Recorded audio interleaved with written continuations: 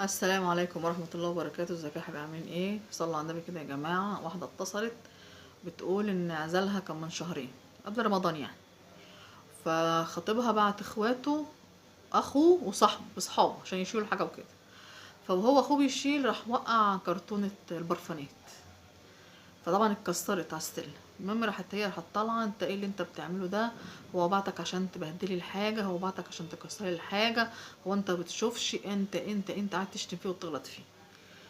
فالواد بصلها كده ويعني ساكت، يعني قصده ان يعني ده وارد يحصل كده، وانا جاي اساعدكم اصلا، يعني جاي عشان اخدمكم.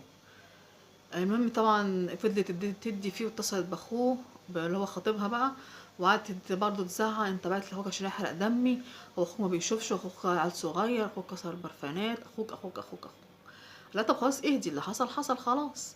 طبعا التاني بقى زعل، طبعا اخو جوزها زعل وراح سابها ومشي.